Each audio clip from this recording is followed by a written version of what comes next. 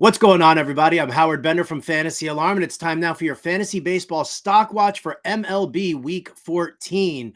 With the All-Star break rapidly approaching, the first half of the season is coming to a close. And while your fantasy baseball waiver wire might not look that flush with players, the trade phones need to be worked. It's time to take a look at who's good for buying low, who's good for selling high. Let's play 3 up, 3 down. We'll start with the fantasy baseball stock watch risers, and we go to Cleveland. Guardians outfielder Steven Kwan. Now, listen, I'm as dumbfounded about this as you are. Here's a guy hitting nearly 400 with a 1.020 OPS, and he ranks near the bottom in exit velocity, barrel rate, hard hit percentage, yet still, Kwan continues to produce. Since returning from an injury in late May, he went on a 14-game hit streak and has now hit safely in 17 of his last 18 games.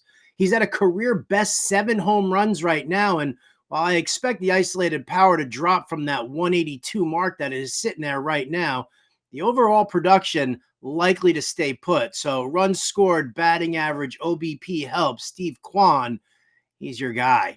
We go to the Cincinnati Reds second baseman Jonathan India. Now, this is a guy who I've always been a big fan of, but injuries have derailed the career, and he gets a little bit on the streaky side. Well, right now, you got to strike while the iron's hot because he's on a 6-game hit streak, slashing 478, 520, 783 with 4 doubles and 1 home run. So pick him up if you can right now. Maybe make an offer for a trade. He leads off against left-handed pitchers.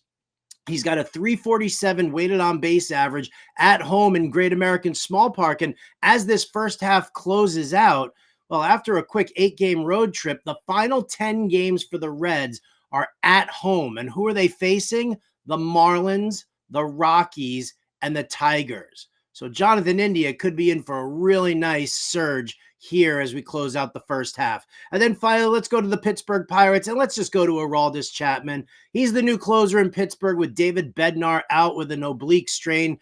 And I don't know how long, Bednar is going to be out for, but chances are he could be out for the rest of the first half. They say he's due back right before the All-Star break, but Pirates might just want to hold him out a little bit longer in order to spare the wear and tear and make that second half push. Listen, Aroldis Chapman isn't the same guy that he used to be, but he's still got high 90s fastball. He's still mixing in a sinker ball that tops out at 98, and he mixes all that in with an 86-mile-an-hour slider. People don't know which way he's going. They don't know where he's coming from. So Aroldis Chapman, saves are saves in fantasy, baby. Take them while you can. As for the fantasy baseball stock watch fallers, well, let's go to Julio Rodriguez. Yeah, unbelievable, isn't it? He's batting .257 right now, despite a .341 batting average on balls in play, and there's no power coming from him. In fact, we're looking at a 0.83 isolated power mark. That is horrendous. Steve Kwan's got a higher ISO than that. All right, he's batting .148 with no extra base hits over his last 7 games.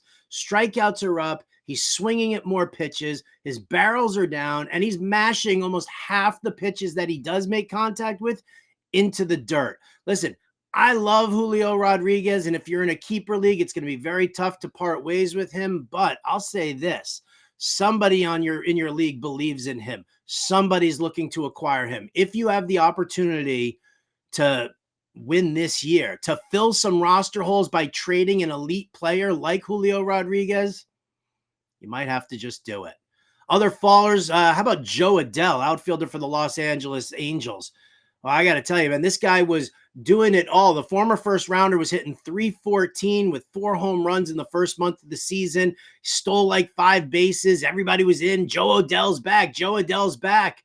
Then he goes around and hits like, I don't know, 120 for the month of May, but he still had 7 home runs. So the power up, the average down, we kind of expected it. But now here in June, horrible. He's batting .111 over 20 games, a 35% strikeout rate, no extra base hits in his last 10. The time for Jo Adell is over. I don't really see a surge coming back for him. Maybe somebody in your league believes, but I definitely don't. And then finally here we go to Jordan Hicks. Now, if you guys caught my article in the New York Post this past weekend, I focused on Garrett Crochet being a sell high candidate because of his innings. Well, let's look at Jordan Hicks right now, who's already thrown 80.2 innings. That is the most he's thrown in any year since 2017, and that was between low A and high A ball. All right, he's had the injuries, he's had the surgeries. We know what's going on here. At some point, the Giants, even in a competitive season, they're going to have to think about shutting him down, or he's going to end up getting hurt. He's now struggled in 4 of his last 5. He got obliterated by the Cardinals, his former team, 5 runs in 4 innings his last time out.